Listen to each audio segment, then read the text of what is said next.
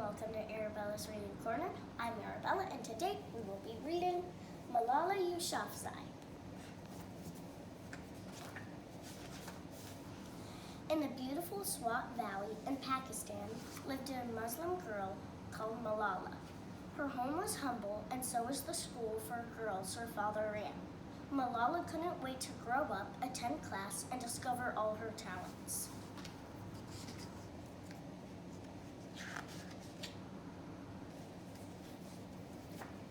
Even though education is every human's right, her mother never had the chance to learn how to read and write. Still, Malala hoped her life would be different. She wanted to prove to everyone that girls can have big dreams too.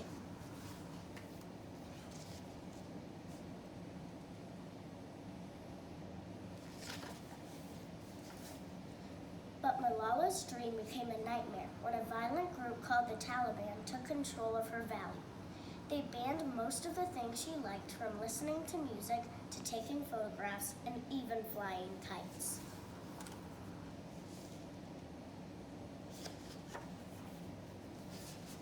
The Taliban believed that instead of going to school, girls should get married, cover their bodies from head to toe, and never leave the house without their husbands or brothers.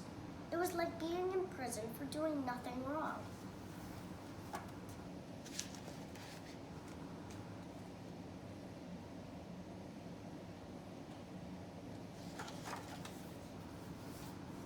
In just a heartbeat, the Taliban destroyed hundreds of all-girls schools and made parents scared to send their daughters to class. Malala and the rest of the students wondered what they could do to stop the madness.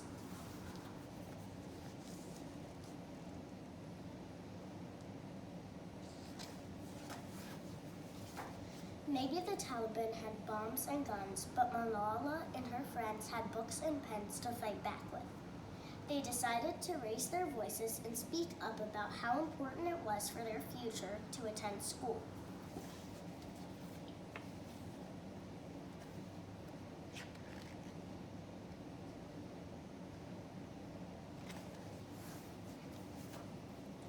They shared their story on local television, and soon Malala was asked to write a diary about her life under Taliban rule for the BBC.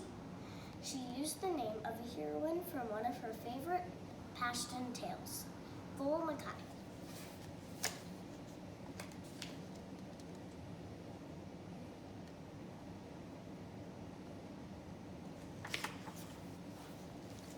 Before the Taliban, there was nothing scarier than a girl willing to speak up. One day, Malala and two of her friends were shot on their way back home from school. Malala was very badly injured. The whole world cried for her.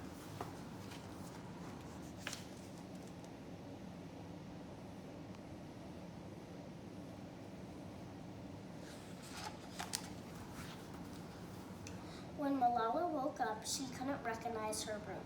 She had been taken to a hospital in England, far away from home.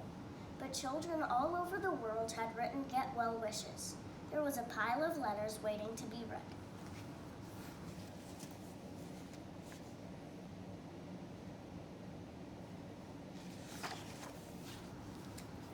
Malala did not just get better, but stronger and louder. She knew her story was the story of millions of other girls, too. With her father's help, she created a foundation to improve their lives and their education. That foundation was called the Malala Fund.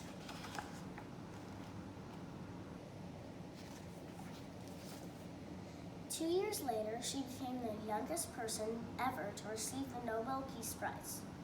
Malala brought with her some brave friends from Pakistan, Nigeria, and Syria who deserved the same recognition.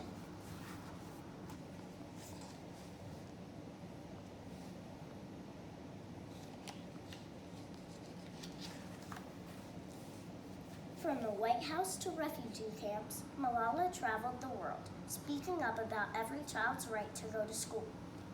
But as soon as she was settled in her new home in England, it was time for her to attend class.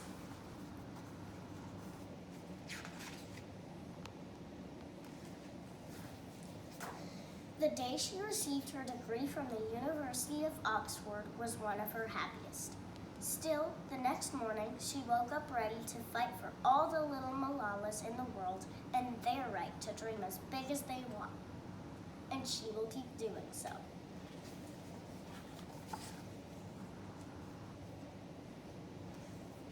I hope you enjoyed the book.